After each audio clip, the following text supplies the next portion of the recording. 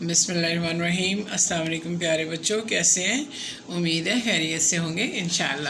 واقفیت عامہ جماعت سوم، سبق نمبر 6، 7 اور 8 اس ویڈیو میں شامل ہیں۔ سبق نمبر 6، باب 6، جاندار اجسام میں تبدیلیاں۔ جاندار ایک دوسرے سے مختلف ہوتے ہیں، لیکن چند بنیادی خصوصیات تمام جانداروں میں ایک جیسی ہوتی ہیں، مثلا سانس لینا، افزائش نسل وغیرہ۔ افزائش نسل ہوتا ہے اپنے جیسے دوسرے جاندار پیدا کرنا۔ تمام جاندار اپنے جیسے جاندار پیدا کرنے کی صلاحیت رکھتے ہیں۔ کچھ جانوروں کے بچے پیدائش کے وقت شکل و صورت میں اپنے والدین جیسے ہوتے ہیں، مثلا شیر، بکری اور کتا وغیرہ، جبکہ بعض جانوروں کے بچے شروع میں اپنے والدین جیسے نہیں ہوتے، کچھ عرصے بعد ان کی شکل اپنے ماں باپ جیسی ہو جاتی ہے، مثلا مینڈک اور تتلی وغیرہ۔ دور حیات، جاندار پیدائش کے بعد مختلف مراحل سے گزرتے ہیں اور نشو و نما پا کر اپنے جیسے جاندار پیدا کرنے کے قابل ہو جاتے ہیں۔ پودوں اور جانوروں کا پیدائش سے لے کر اپنے جیسے جاندار پیدا کرنے تک کا وقفہ دور حیات کہلاتا ہے۔ پودوں اور جانوروں کے دور حیات کے مختلف مراحل ہوتے ہیں۔ پودوں کے دور حیات کے 4 مراحل ہیں، پرندوں کے دور حیات کے 3 مراحل ہیں، حشرات کے دور حیات کے 4 مراحل ہیں، اور مینڈک کا جو ہے وہ بھی دور حیات 3 مرحلوں میں مشتمل ہوتا ہے۔ پودوں کا دور حیات، پہلا مرحلہ بیج کو زمین میں بویا جاتا ہے، دوسرا بیج سے پودا نکلتا ہے، تیسرا وقت کے ساتھ پودا نشو و نما پا کر بڑا ہو جاتا ہے، چوتھا پودے پر پھول نکلتے ہیں اور پھول میں بیج بنتے ہیں، مثلا لوبیا کا پودا۔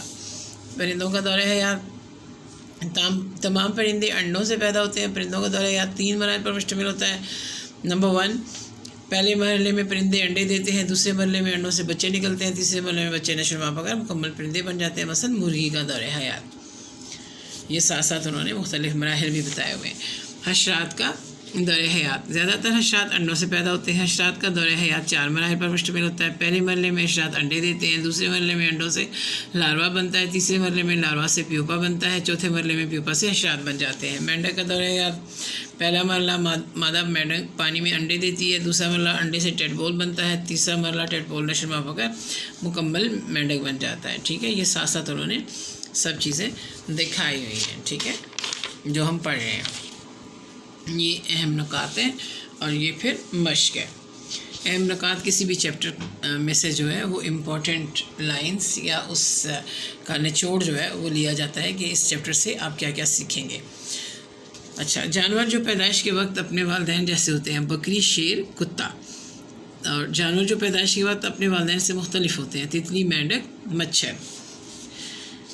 تصاویر میں تتلی کا دور حیات دیا گیا، خالی جگہ میں دور حیات کے مرحلے کا نام لکھیے۔ یہ انڈا، ٹھیک ہے، یہ پیوپا، یہ لاروا، اور اس کے بعد تتلی۔ مختصر جواب دیجیے۔ دور حیات سے کیا مراد ہے؟ پیدائش سے لے کر اپنے جیسے جاندار پیدا کرنے تک کا وقفہ دور حیات کہلاتا ہے۔ کیا پودوں اور جانوروں کا دور حیات ایک جیسا ہوتا ہے؟ پودوں اور جانوروں کے دور حیات کے مختلف مراحل ہوتے ہیں۔ پودوں کا دور حیات 4 مراحل پر مشتمل ہوتا ہے۔ پرندوں کے دور حیات کے مراحل لکھیں۔ پرندوں کے دور حیات کے 3 مراحل ہوتے ہیں۔ پودوں کے دور حیات کے آخری مرحلے میں کیا ہوتا ہے؟ پودے پر پھول نکلتے ہیں، پھول میں بیج بنتے ہیں۔ باب 7، مسکن۔ کائنات میں زمین ہی ایک ایسا سیارہ ہے جس پر زندگی موجود ہے۔ زندگی کو برقرار رکھنے کے لیے روشنی اور درجہ حرارت کی ضرورت ہوتی ہے، جس کا سب سے بڑا ذریعہ سورج ہے۔ یہ روشنی اور حرارت شمسی توانائی کہلاتی ہے۔ پودے سورج سے حاصل کردہ توانائی کو استعمال کر کے خوراک بناتے ہیں اور باقی جاندار زندہ رہنے کے لیے پودوں پر انحصار کرتے ہیں۔ سورج کے بغیر زمین پر زندگی ممکن نہیں، یعنی جتنے بھی سیارے ہیں اس میں سے زمین ہی ایک ایسا سیارہ ہے جس پر زندگی ممکن ہے۔ کیا پودوں کی نشو و نما کے لیے روشنی ضروری ہے؟ ایک ہی قسم کے 3 پودے لیں۔ ایک پودے کو سورج کی روشنی میں، دوسرے کو اندھیرے میں رکھیں، تیسرے پودے کو پولیتھین سے ڈھانپ دیں۔ تینوں پودوں کو روزانہ برابر مقدار میں پانی دیں۔ ان میں رونما ہونے والی تبدیلیوں کا مشاہدہ کریں۔ نتائج نوٹ بک میں مشاہداتی جدول کے مطابق یہ جو ہے آپ گھر میں یہ ایکسپیریمنٹ کر سکتے ہیں۔ مسکن، جانداروں کو زندگی برقرار رکھنے کے لیے روشنی، حرارت اور خوراک کے علاوہ رہنے کے لیے جگہ کی ضرورت ہوتی ہے۔ جانداروں کے رہنے کی جگہ ان کا مسکن کہلاتی ہے۔ مسکن وہ قدرتی ماحول ہے جہاں جاندار رہتے ہیں، نشو و نما پاتے ہیں اور زندہ رہنے کے لیے اپنی ضروریات حاصل کرتے ہیں۔ مسکن کی اقسام: مختلف قسم کے پودے اور جانور مختلف مساکن میں رہتے ہیں۔ مسکن کی 2 بڑی اقسام ہیں۔ نمبر 1 زمینی مسکن، نمبر 2 آبی مسکن۔ زمینی مسکن: سطح زمین پر پائے جانے والے جانوروں کا مسکن زمینی مسکن کہلاتا ہے۔ زمینی مسکن کی اقسام میں جنگلات، گھاس کے میدان اور صحرا شامل ہیں۔ جنگل سرسبز درختوں اور پودوں سے ڈھکا ہوا بڑا علاقہ ہوتا ہے۔ جنگلات کی مختلف اقسام ہیں جن کا انحصار مختلف عوامل مثلاً مٹی، آب و ہوا اور پانی پر ہے۔ جنگلات میں مختلف قسم کے جانور، شیر، بھیڑیا، بندر، زرافہ وغیرہ اور درخت، چیڑ، صنوبر اور کیکر وغیرہ پائے جاتے ہیں۔ جنگلات ان جانوروں اور پودوں کا مسکن ہے۔ صحرا زیادہ تر ریتلا، گرم اور خشک علاقہ ہوتا ہے۔ رات نسبتاً ٹھنڈی ہوتی ہے۔ صحرا میں بہت کم بارش ہوتی ہے، اس لیے پانی کی قلت ہوتی ہے۔ صحرا میں صرف وہی جانور اور پودے زندہ رہ سکتے ہیں جو صحرا کے سخت موسمی حالات کو برداشت کر سکیں، مثلاً اونٹ، شتر مرغ اور تھور وغیرہ۔ گھاس کے میدان: گھاس اور سبزے سے ڈھکے ہوئے وسیع علاقے گھاس کے میدان کہلاتے ہیں۔ یہاں کئی اقسام کی گھاس پائی جاتی ہے لیکن درخت کم ہوتے ہیں۔ گھاس کے میدان مختلف جانوروں مثلاً ہرن، ہاتھی اور زیبرا وغیرہ کا مسکن ہے۔ آبی مسکن: زمین پر پائے جانے والے پانی کے ذخائر کو آبی مسکن کہتے ہیں۔ کئی اقسام کے جانور اور پودے پانی میں پائے جاتے ہیں، پانی ان کا مسکن ہے۔ مچھلی، دریائی گھوڑا اور مینڈک وغیرہ پانی میں رہتے ہیں۔ اسی طرح کے کئی قسم کے پودے بھی پانی میں نشو و نما پاتے ہیں، مثلاً سمندری گھاس، الجی اور کمل وغیرہ۔ زمینی مسکن کی طرح آبی مسکن کی بھی مختلف اقسام ہیں۔ تازہ پانی: دریا، جھیلیں، تالاب اور ندیاں وغیرہ تازہ پانی میں شامل ہیں۔ تازہ پانی مینڈک، بطخ، مچھلی اور کمل کا مسکن ہے۔ سمندری مسکن: سمندر سب سے بڑا آبی مسکن ہے۔ جانوروں اور پودوں کی مختلف اقسام کی بہت بڑی تعداد اس مسکن میں پائی جاتی ہے۔ سمندر جیلی فش، کیکڑا، ستارہ مچھلی، سمندری کچھوا سمندری گھاس اور کائی کا مسکن ہے۔ ساحلی مسکن: یہ وہ علاقہ ہے جہاں سمندر اور زمین آپس میں ملتے ہیں اور اس مسکن میں مختلف قسم کے جانور اور پودے پائے جاتے ہیں، مثلاً مینگروو، دلدلی گھاس اور کیکڑے وغیرہ۔ قطبی علاقہ سرد ترین مسکن ہے۔ یہ علاقہ سارے سال برف سے ڈھکا رہتا ہے۔ یہاں پودے انتہائی کم تعداد میں پائے جاتے ہیں۔ قطبی علاقے میں پائے جانے والے جانور میں قطبی ریچھ، پینگوئن اور بھیڑیے وغیرہ شامل ہیں۔ اچھا، ان شارٹ فارم میں آپ کو بتاؤں کہ رہنے کی جگہ کو مسکن کہتے ہیں، ٹھیک ہے؟ چاہے وہ پودوں کے رہنے کی جگہ ہے، چاہے وہ جانوروں کے رہنے کی جگہ ہے، چاہے وہ سمندری جو جانور ہیں ان کے رہنے کی جگہ ہے، تو جہاں بھی یہ لوگ رہتے ہیں اس جانوروں کی ڈسٹریبیوشن ہوئی ہے۔ کچھ سرد علاقوں میں رہ سکتے ہیں، کچھ گرم علاقوں میں رہ سکتے ہیں، کچھ صحرا میں رہ سکتے ہیں، تو اسی ماحول کے مطابق ہوتے ہیں وہ، اور اسی میں وہ گزارا کرتے ہیں اور ضروریات پوری کرتے ہیں اپنی، ٹھیک ہے؟ ماحولیاتی نظام: کسی جگہ پر موجود تمام جاندار اور بے جان اشیاء ایک دوسرے پر اثر انداز ہوتے ہیں۔ اس میں پودے، جانور، پرندے، حشرات، پانی، چٹانیں اور مٹی وغیرہ شامل ہیں۔ اس کو ماحولیاتی نظام کہتے ہیں۔ اب ظاہر ہے کوئی ایک جگہ اگر ہے تو اس میں جاندار، بے جان اشیاء جو ہیں وہ اکٹھی ہی ہیں، ٹھیک ہے؟ اس میں پودے بھی ہیں، جانور بھی ہیں، پرندے بھی ہیں، حشرات بھی ہیں، تو وہ سب یہ بے جان چیزیں بھی ہیں، تو یہ سب جہاں پہ مل جل کے رہ رہی ہیں اس سارے نظام کو ماحولیاتی نظام کہتے ہیں۔ اس کو ماحولیاتی نظام کہتے ہیں۔ مختلف قسم کے جانوروں کا ماحولیاتی نظام مختلف ہوتا ہے، مثلا مینڈک کا ماحولیاتی نظام شیر کے ماحولیاتی نظام سے ظاہر ہے شیر جو ہے خشکی کا جانور ہے اور جو مینڈک ہے وہ آبی جانور ہے، تو دونوں کے ماحولیاتی نظام میں فرق ہوگا۔ مطابقت: قدرتی ماحول میں مختلف عوامل کی وجہ سے تبدیلیاں رونما ہوتی رہتی ہیں۔ جاندار اپنی بقا کے لیے اپنے آپ کو ان تبدیلیوں کے لیے تیار کرتے ہیں۔ کسی خاص مسکن میں رہتے ہوئے جاندار بدلتے ہوئے حالات کا مقابلہ کرنے کے لیے اپنے اندر کوئی خاصیت پیدا کر لیتے ہیں، اسے مطابقت کہتے ہیں، یعنی میچنگ رکھتے ہیں کہ ہم اس حال میں زندہ رہ سکیں، تو اسے مطابقت بولتے ہیں۔ یہ مطابقت خوراک کے حصول، موسمی اثرات، دشمنوں سے بچاؤ کے لیے ضروری ہوتی ہے۔ آئیے دیکھتے ہیں مختلف جانور کس طرح اپنے مسکن سے مطابقت رکھتے ہیں۔ جانوروں میں مطابقت: اونٹ ایک صحرائی جانور ہے۔ صحرائی حالات کا مقابلہ کرنے کے لیے اونٹ در ذیل مطابقت رکھتا ہے۔ کیا کرتا ہے وہ؟ اونٹ اپنی کوہان میں چربی جمع کر لیتا ہے اور کئی دن کھائے پیے بغیر زندہ رہ سکتا ہے، کیونکہ صحرا میں ہر وقت خوراک نہیں ملتی نا، تو جو کچھ وہ کھاتا ہے اس میں سے جو چربی ہے وہ اپنی کوہان میں جمع کر لیتا ہے، اور جب اسے خوراک نہیں ملتی تو اسے یوز کرتا ہے۔ اس طرح اونٹ جو ہے وہ کئی دن کھائے پیے بغیر زندہ رہ سکتا ہے، وہی چربی استعمال کرتا رہتا ہے۔ اونٹ کے پاؤں اونٹ کے پاؤں نرم اور چوڑے ہوتے ہیں جو اسے ریت پر چلنے میں مدد دیتے ہیں۔ اب ریت ظاہر اگر نوکیلے پاؤں ہوں تو ریت میں دھنس جاتے ہیں نا، اس لیے اس کے چوڑے چوڑے پاؤں ہوتے ہیں جس کی وجہ سے وہ ریت پر آسانی سے چلتا ہے۔ اونٹ نتنے بند کر کے اپنے آپ کو ریت سے محفوظ کر رکھتا ہے، یعنی اب ظاہر ریت صحرا میں جب ہوا چلے گی تو ریت اڑے گی تو آپ کی آنکھوں ناک میں جائے گی، چاہے وہ انسان ہے چاہے وہ جانور ہے۔ تو اونٹ کیا کرتا ہے، اپنے نتنے بند کر لیتا ہے تاکہ اس میں ریت نہ جا سکے۔ اونٹ کی لمبی پلکیں آنکھوں میں ریت داخل ہیں، یعنی آنکھوں کا بھی انتظام ہے اور ناک کا بھی، دو ہی ذریعے ہیں جن سے ریت جا سکتی ہے، تو اس سے اونٹ اپنے آپ کو محفوظ رکھتا ہے۔ اور اس کی یہ ساری کوششیں کیا کہلاتی ہیں، اپنے ماحول سے اس کی مطابقت۔ اب مچھلیاں کیسے اپنے ماحول سے مطابقت پیدا کرتی ہیں؟ مچھلیاں ہر طرح کے آبی مسکن میں پائی جاتی ہیں۔ آبی مسکن میں رہنے کے لیے مچھلیاں درج ذیل مطابقت رکھتی ہیں۔ ان کے جسم کے دونوں اطراف میں فنز ہوتے ہیں جو انہیں تیرنے میں مدد دیتے ہیں۔ مچھلیوں کا منہ پتلا اور نوکدار ہوتا ہے جو پانی میں راستہ بنانے میں مددگار ہے۔ مچھلیاں اپنی خاص آنکھوں کی مدد سے پانی میں دیکھنے کی صلاحیت رکھتی ہیں۔ ان کے سر کے اطراف میں گلپھڑے ہوتے ہیں جو سانس لینے میں مددگار ہوتے ہیں۔ مچھلیوں کی دم دو شاخہ ہوتی ہے جس سے یہ پانی میں آسانی سے یعنی پانی میں سروائیول اور پانی میں جو ہے وہ سوئم کرنے کے لیے جو ہے اس کے پاس، اور دیکھنے کے لیے ذرا پانی کے اندر دیکھنا بھی تو آسان کام نہیں ہے نا، تو یہ سب چیزیں اللہ تعالیٰ نے اس کے ماحول سے مطابقت کے لیے اسے دی ہیں، تو تب مچھلیاں جو ہیں پانی کے اندر رہتی ہیں۔ برفانی ریچھ قطبی علاقے میں پائے جاتے ہیں، یہاں سخت سردی پڑتی ہے۔ اس سردی کا مقابلہ کرنے کے لیے برفانی ریچھ میں مطابقت اس طرح ہوتی ہے۔ اب دیکھیں کہ سرد ترین علاقے میں جہاں برف زیادہ ہوتی ہے اس میں جانور جو ہے وہ کس طرح مطابقت رکھتا ہے۔ اس کی کھال موٹی اور سخت ہوتی ہے، کھال کے نیچے چربی کی موٹی تہ اسے سردی سے محفوظ رکھتی ہے۔ آپ کو پتہ ہے نا، چربی گرم کرتی ہے جسم کو، کسی بھی چیز کو، تو وہاں برفانی ریچھ کی کیا ہے، پہلے تو کھال ہی موٹی ہے، ٹھیک ہے، سخت ہے، اور اس کے نیچے چربی کی بھی تہ ہے۔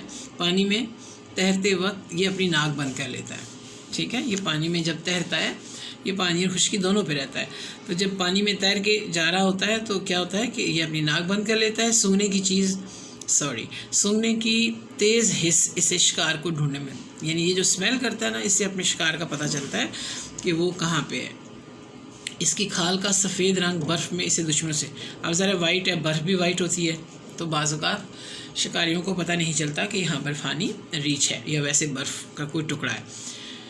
اس کے پاؤں نرم، چوڑے اور خمدار ہوتے ہیں جو اسے برف میں چلنے پر مدد ہے، یعنی اپنے پاؤں سے بھی مدد لیتا ہے، یوں اس کی مطابقت ہوتی ہے۔ پودوں میں مطابقت۔ تھول گرم اور صحرائی علاقوں میں پائے جانے والے پودوں کے تنے موٹے اور سخت چھال والے ہوتے ہیں جس سے ان پودوں کی پانی ذخیرہ کرنے کی صلاحیت بڑھ جاتی ہے۔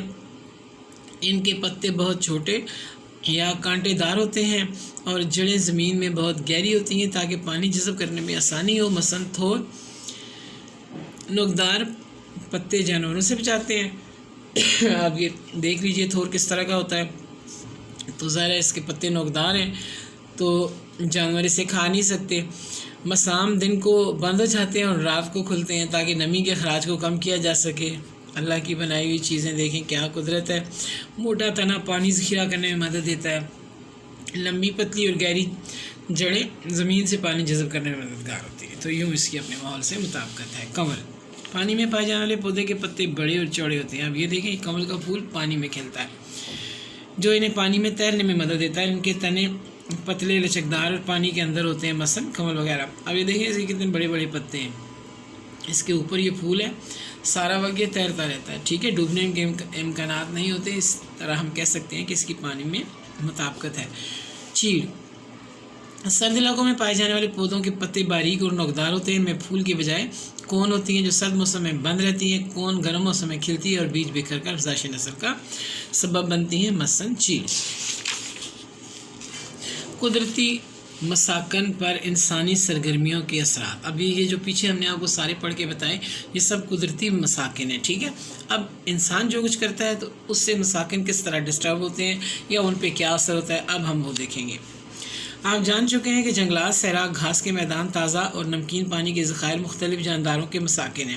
انسان اپنے فائدے کے لیے ان قدرتی مساکن کو مختلف طریقوں سے متاثر کر رہے ہیں، جس سے ان مساکن میں ایسی تبدیلیاں رونما ہوتی ہیں جو وہاں پائے جانے والے پودوں اور جانوروں کے لیے انتہائی نقصان دہ ہیں۔ انسانی سرگرمیوں کے نتیجے میں جانداروں کو خوراک، پانی اور پناہ گاہوں کی کمی کا سامنا ہوتا ہے اور یوں ان کی زندگی خطرے میں پڑ جاتی ہے۔ زمینی مسکن پر انسانی سرگرمیوں کے اثرات۔ اب یہ انہوں نے تمہید باندھی ہے، یہاں وہ اثرات بتانے لگے ہیں۔ انسان عمارتی لکڑی، ایندھن اور آبادکاری کے لیے جنگلات اور سرسبز میدانوں کو ختم کر رہا ہے، جس سے پودے اور جانور قدرتی مسکن سے محروم ہو رہے ہیں اور ان کی زندگی خطرے سے دوچار ہے۔ یعنی انسان جو ہے اسے لکڑی چاہیے ایندھن کے لیے اور آبادی کے لیے وہ جنگلات کاٹ رہا ہے، اس سے پھر ظاہر ہے زمینی مسکن جو ہے وہ کم ہو رہے ہیں اور جانور اس سے متاثر ہو رہے ہیں۔ کیمیائی کھادوں اور کیڑے مار ادویات کے استعمال سے نہ صرف پودے اور جانور بلکہ انسان بھی متاثر ہو رہے ہیں۔ ظاہر ہے انسان ان چیزوں کا یوز کرتا ہے جو جانوروں کے لیے اور انسانوں کے لیے خطرناک ہیں۔ آبی مسکن پر انسانی سرگرمیوں کے ساتھ فیکٹریوں اور گھروں سے نکلنے والا گندا پانی آبی مساکن کو آلودہ کر دیتا ہے، جس سے وہاں پائے جانے والے جانداروں کی زندگی کو خطرے میں پڑ جاتی ہے۔ سمندری جہازوں سے بہنے والا تیل بھی سمندری حیات کی تباہی کا باعث بنتا ہے۔ ٹھیک ہے، یہ اہم نکات ہے۔ اور یہ مشق درست الفاظ لگا کر خالی جگہ پر کریں۔ روشنی اور حرارت کا سب سے بڑا ذریعہ سورج ہے۔ پودے خوراک تیار کرنے کے لیے شمسی توانائی استعمال کرتے ہیں۔ برفانی ریچھ اپنی کھال کے سفید رنگ کی وجہ سے دشمنوں سے محفوظ رہتا ہے۔ صحرا زمینی مسکن کی مثال ہے۔ زمین پر سرد علاقے قطبی علاقے ہیں۔ سوال نمبر 2، درست بیان کے سامنے درست اور غلط کے سامنے غلط لکھیں۔ سمندر سب سے بڑا آبی مسکن ہے، درست۔ پانی میں پائے جانے والے پودوں کے تنے لچکدار ہوتے ہیں، درست۔ انسان قدرتی ماحول کو نقصان نہیں پہنچا رہا، غلط۔ سمندر کا پانی میٹھا ہوتا ہے، غلط۔ کوئی جانور کسی بھی مسکن میں بآسانی زندہ رہ سکتا ہے، غلط۔ کالم الف کو بے سے ملائیے۔ فیکٹریوں سے نکلنے والا زہریلا پانی آبی مسکن کے جانداروں کے لیے خطرہ۔ تازہ پانی کا مسکن ندی، صحرا گرم اور خشک علاقہ، قطبی علاقہ سرد ترین علاقہ، گھاس کے میدان، درختوں کی کم تعداد۔ درج ذیل سوالات کے مختصر جواب۔ مسکن کی تعریف کریں۔ مسکن سے مراد وہ جگہ ہے جہاں جاندار قدرتی طور پر پائے جاتے ہیں اور اپنی ضرورت کی اشیاء حاصل کرتے ہیں۔ انسانی سرگرمیوں کے قدرتی مسکن پر کوئی سے 3 اثرات۔ انسانی سرگرمیاں قدرتی مسکن کی تباہی کا سبب بنتی ہیں، جیسا کہ جنگلات کی کٹائی، فیکٹریوں اور گھروں سے نکلنے والا گندا پانی اور کیڑے مار ادویات کا استعمال وغیرہ۔ سورج جانداروں کے لیے کیوں اہم ہے؟ سورج روشنی اور حرارت کا ذریعہ ہے جو زمین پر زندگی برقرار رکھنے کا سبب ہے۔ اونٹ کس طرح صحرائی مسکن سے مطابقت رکھتا ہے؟ یہ ابھی ہم نے پڑھا تھا، ٹھیک ہے۔ یہ یہاں سے لے کر یہاں تک یہ آپ کے 4 کوسچن کا آنسر ہے۔ آگے آبی مسکن کے پودوں کی خصوصیات۔ آبی مسکن کے پودوں کی خصوصیات، یہ پانی میں پائے جانے والے پودوں کے پتے بڑے اور چوڑے ہوتے ہیں جو انہیں پانی میں تیرنے میں مدد دیتے ہیں۔ ان کے تنے پتلے لچکدار اور پانی کے اندر ہوتے ہیں، مثلاً کمل وغیرہ۔ یہ اس سوال کا جواب ہے۔ یہ 5 سوالوں کے جواب میں نے آپ کو بتا دیے، ٹھیک ہے۔ دی گئی تصاویر کو سامنے رکھتے ہوئے مسکن کی قسم خالی جگہ میں تحریر کریں۔ گھاس کا میدان، جنگل، قطبی علاقہ یعنی سرد مسکن، سمندری مسکن، صحرائی مسکن، آبی مسکن، ساحلی مسکن۔ میں ایک شتر مرغ ہوں، کیا آپ بتا سکتے ہیں میری مندرجہ ذیل خصوصیات صحرائی ماحول سے مطابقت رکھنے میں کس طرح مددگار ہوتی ہیں؟ لمبی مضبوط ٹانگیں تیز دوڑنے کے لیے، لمبی موٹی پلکیں گرم دھوپ سے بچاؤ، بڑی بڑی آنکھیں شکار کو بآسانی دیکھنے کے لیے، لمبی لچکدار گردن جسم کو ہر طرف گھمانے کے لیے، ٹھیک ہے۔ باب 8 خوراک۔ تمام جانداروں کو زندہ رہنے کے لیے توانائی کی ضرورت ہوتی ہے۔ جاندار یہ توانائی خوراک سے حاصل کرتے ہیں، اس لیے خوراک تمام جانداروں کی بنیادی ضرورت ہے۔ پودے اپنی خوراک سورج کی روشنی میں خود تیار کرتے ہیں، جبکہ باقی جاندار اپنی خوراک کے لیے بالواسطہ یا بلا واسطہ پودوں پر انحصار کرتے ہیں۔ اپنے ماحول میں پائے جانے والے جانوروں کو مد نظر رکھتے ہوئے بتائیں کہ کیا تمام جانور ایک ہی قسم کی خوراک کھاتے ہیں؟ جی نہیں، تمام جانور ایک ہی جیسی خوراک نہیں کھاتے، مختلف جانور مختلف قسم کی خوراک کھاتے ہیں۔ کچھ جانور صرف سبزہ کھاتے ہیں اور کچھ صرف گوشت، جبکہ کچھ جانور سبزہ اور گوشت دونوں کھاتے ہیں۔ خوراک کے استعمال کے لحاظ سے جانوروں کو 3 گروہوں میں تقسیم کیا جاتا ہے: سبزی خور، گوشت خور، ہمہ خور۔ سبزی خور ہوتے ہیں جو صرف سبزی کھاتے ہیں، گوشت خور ہوتے ہیں جو صرف گوشت کھاتے ہیں، ہمہ خور ہوتے ہیں جو یہ دونوں چیزیں اس کے علاوہ بھی کچھ کھاتے ہیں، وہ ہمہ خور ہوتے ہیں، یعنی سب کچھ کھانے والے۔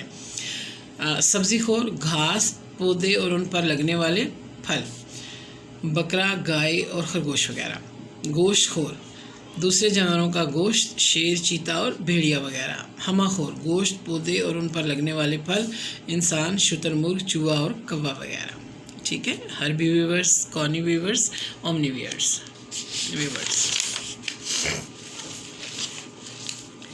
اچھا، نیچے مختلف جانوروں کی تصاویر دی گئی ہیں۔ ہر جانور کے سامنے نیچے دی گئی جگہ میں اس جانور کا خوراک کے لحاظ سے گروہ لکھیں: گوشت خور، سبزی خور، ہمہ خور، سبزی خور، گوشت خور، ہمہ خور، گوشت خور۔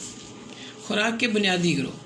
خوراک تمام جانداروں کی بنیادی ضرورت ہے۔ خوراک کو درجہ گروہ میں تقسیم کیا جاتا ہے: پھل اور سبزیاں۔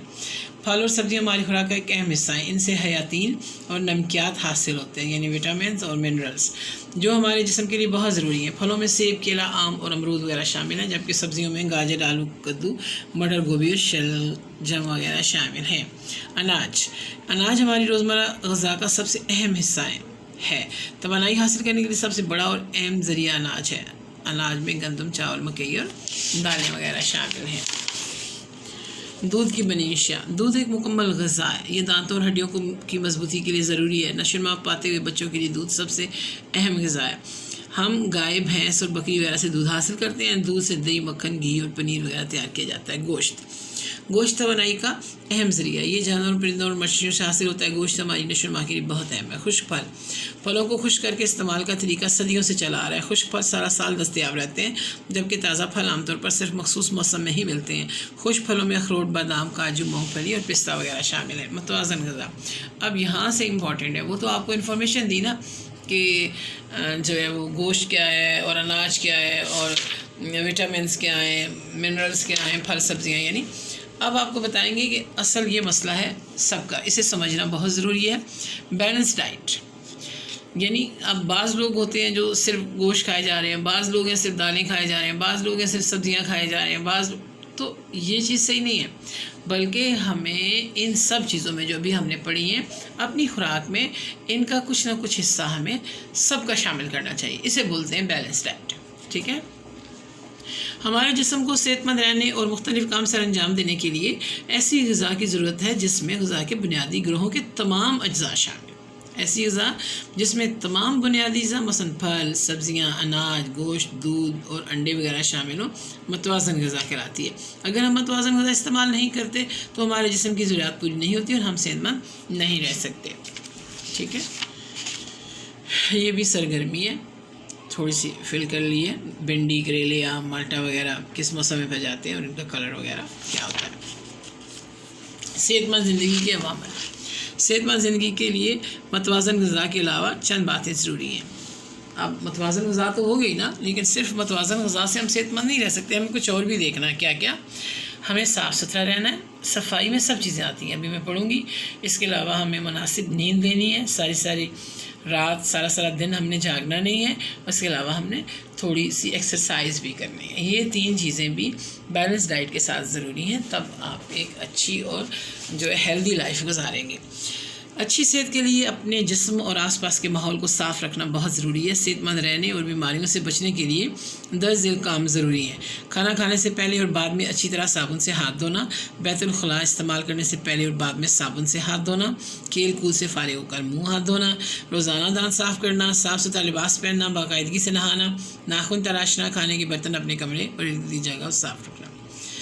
اچھا، اب اس میں یہ شامل ہے کہ ہاتھ تو آپ نے ہر چیز کرنے کے بعد تو دھونے ہی دھونے ہیں، لیکن کھانا کھانے سے پہلے، اور اگر آپ قرآن پاک اور پارا وغیرہ پڑھ رہے ہیں تو اس سے پہلے بھی آپ کو صاف ہونا، ہاتھ دھونے مسٹ ہے آپ کے لیے۔ ٹھیک ہے.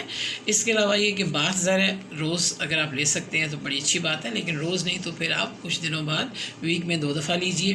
اس کے علاوہ نیلز جو ہیں آپ کو ویک میں 1 دن تراش لینے چاہیے، اور جو آپ دانت صاف کرتے ہیں وہ رات سونے سے پہلے صاف کیجیے، اور صبح جب اٹھتے ہیں تو تب صاف. یہ 2 ٹائم تو آپ کو کمپلسری دانت صاف کرنے چاہیے، تاکہ سارا دن جو آپ نے کھایا وہ رات کو آپ جو ہے دانت صاف کر کے سوئیں. اور پھر دانتوں کے اندر جو چھوٹے موٹے زراعت رہ جاتے ہیں رات کو وہ جو ہے وہ بن جاتے ہیں، ضرر رساں بن جاتے ہیں، نقصان دہ بن جاتے ہیں، تو صبح جب آپ برش کریں گے تو وہ بھی صفائی ہو جائے گی.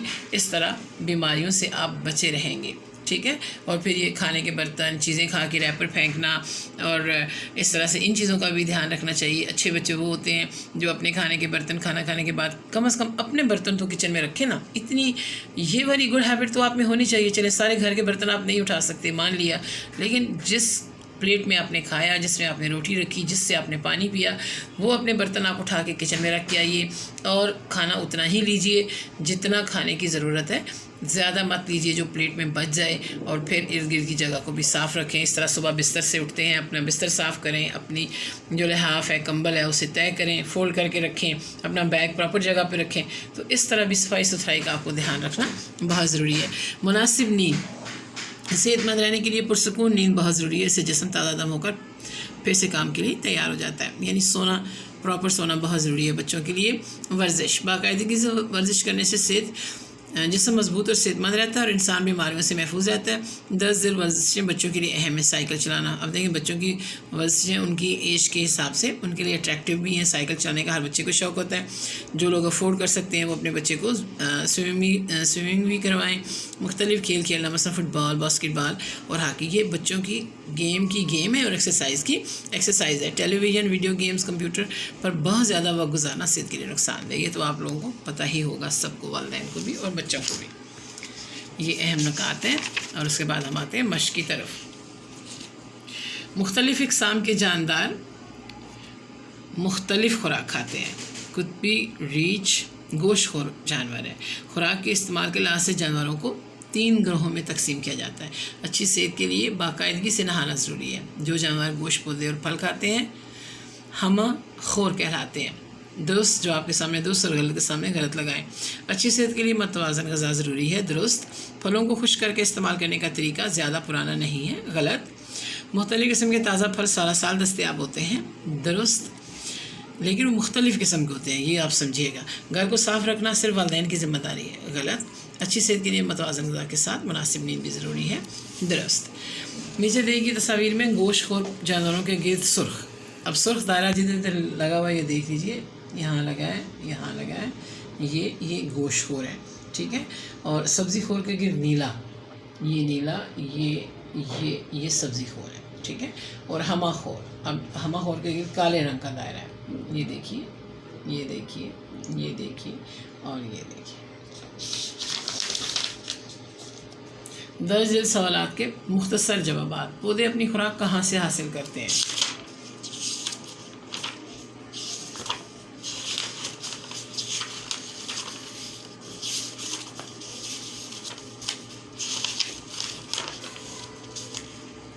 پودے اپنی خوراک سورج کی روشنی میں خود تیار کرتے ہیں، جبکہ باقی جاندار اپنی خوراک کے لیے بالواسطہ یا بلا واسطہ پودوں پر انحصار کرتے ہیں. متوازن غذا کسے کہتے ہیں؟ ایسی غذا جس میں تمام بنیادی اجزاء مثلا پھل، سبزیاں، اناج، گوشت، دودھ اور انڈے وغیرہ شامل ہوں، متوازن غذا کہلاتی ہے. تازہ اور خشک پھلوں کی 4 مثالیں دیں. تازہ پھل: سیب، امرود، ناشپاتی، کیلا. خشک پھل: اخروٹ، بادام، کاجو، مونگ پھلی. بچوں کے لیے دودھ پینا کیوں ضروری ہے؟